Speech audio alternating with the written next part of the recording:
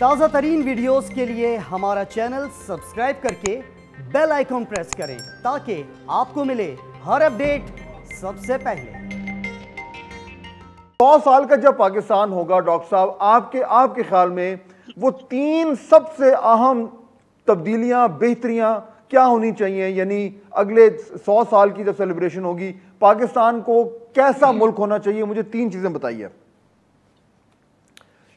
میرے حساب سے پاکستان کے اندر 2 چیزوں کے اوپر میں نے ماضی میں بھی بہت سارے آرٹیکل اس چیز کے اوپر لکھے ہیں کہ ہماری فائنانس پالیسی، ہماری فورن پالیسی سے ہر چیز ہماری ریلیٹڈ ہے، وہاں پہ ہمارا ایک کنسوشن ہونا چاہیے۔ وہاں پہ ہماری فورن پالیسی کے اندر ایکسپیرینسڈ لوگ جو مختلف پولیٹیکل پارٹیز کے ساتھ رہے ہیں، مختلف بیوروکریسی میں رہے ہیں، مختلف فارن انوائز رہے ہیں، ان کا ایسا کنسوشن ہونا چاہیے جو ہماری ملک کی فورن پالیسی کے حوالے سے اس وقت یہ جو سال چل رہا ہے، اس سال کے اندر اگر ہم نے انٹرنل یونٹی پیدا کر کے اور ملک کی فورن پالیسی کے حوالے سے رائٹ ڈیسیژن کیے تو ہماری ڈائریکشن، ہماری سمت جو ہے وہ کرے گا۔ اگر ڈائریکشن ہماری اس وقت جو بھی ہوگی وہ ہماری ملک کا فیوچر ڈیسائیڈ کرے گی کہ ہمارے ملک کا فیوچر کیا ہوگا۔ شرمیلا صاحبہ، 3 سب سے بڑی انقلابی تبدیلیاں جو پاکستان میں ہونی چاہیے جس سے پاکستان وہاں پہنچے گا جہاں پہ ہم سب چاہتے ہیں کہ ادھر پہنچے۔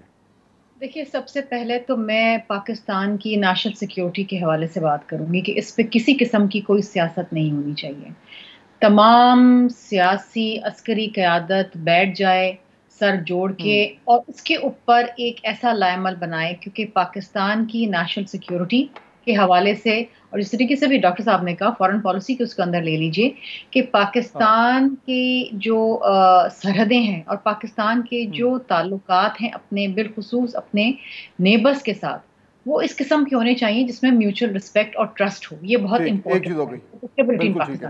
دوسری سب سے اہم چیز یہ ہے تعلیم کا نظام اور تعلیم کی کوالٹی 100% ہونی چاہیے۔ ہماری لٹریسی تعلیم ہی ہے جو اس ملک میں ہمارے جو بچے ہیں، they are like our nuclear asset. جس طرح ہم ان کو پروٹیکٹ کرتے ہیں، ہم اپنے بچوں کو پروٹیکٹ کرتے ہیں۔ ہمیں ان کو ایک اچھی تعلیم دینی ہے، ہر بچے کو تعلیم دینی ہے۔ لاسٹ بٹ ناٹ لیسٹ، ہماری معاشی پالیسی، اس ملک کو آگے کس طرح آپ نے لے جانا ہے، خوشحالی کیسے ملک میں لانی ہے، معاشی پالیسی، کس طریقے سے ہم اپنی زراعت کو بچا سکتے ہیں، زراعت تباہ ہو رہی ہے، کس طریقے سے ہم لوگوں کو روزگار پہنچا سکتے ہیں۔ اس کے اوپر 3 بڑی چیزیں جس سے پاکستان جو ہے وہ ویسا ملک ملے جیسا کہ ہم چاہتے ہیں۔ پہلے تو یقیناً میں سویلین جو سپریمیسی ہے اس پر بات کروں گی۔ ہمارے پرابلم ابھی تک یہ ہے کہ 74 سال بعد بھی ووٹ بھی دو اور ووٹ پہ پیرا بھی دو، اور ابھی تک جو ہے وہ ہمارے ملک میں الیکشن چوری ہوتے ہیں۔ سو جو سینس ہے بالکل ٹرو لیٹر اینڈ اسپرٹ میں جو کانسٹیٹیوشن آف پاکستان کی ہے، جو جس کا کام ہے اس کو وہ کرنا چاہیے، اور عوام جس کو منتخب کریں اس کو پاکستان کی خدمت کرنی چاہیے، پہلی بات۔ دوسری بات یہ ہے کہ جو غربت ہے، میں اس کو سب سے بڑی پرابلم سمجھتی ہوں پاکستان کے لیے۔ جو یہ پاورٹی کی لائن میں انکریز ہو رہا ہے دن بدن، جو ایک ڈیوائیڈ ہے ہیو اور ہیو ناٹس کے بیچ میں، اس کو جتنی جلدی برج کر سکیں گے بہتر ہوگا۔ اس سے لاسلیسنس بھی بڑھتی ہے، کرائم میں بھی اضافہ ہوتا ہے، یہ سب ہوتا ہے۔ اور تھرڈ موسٹ امپورٹنٹلی، میں جو ہے سیکیورٹی کے حوالے سے، یقیناً پاکستان کی سیکیورٹی کو ہمیں، اور اللہ کا شکر ہے کہ سیاسی جماعتوں کا، جہاں آپ نے پوچھا تھا نا کیا دے کے گئے ہیں پاکستان کو، ابھی تک جو بھی دیا ہے وہ سیاسی جماعتوں نے دیا ہے، ڈکٹیٹرز نے صرف نعرے لگائے تھے۔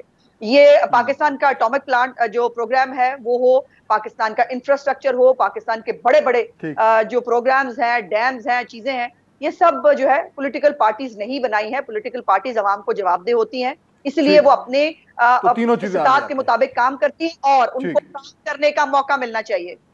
اوکے، بہت شکریہ۔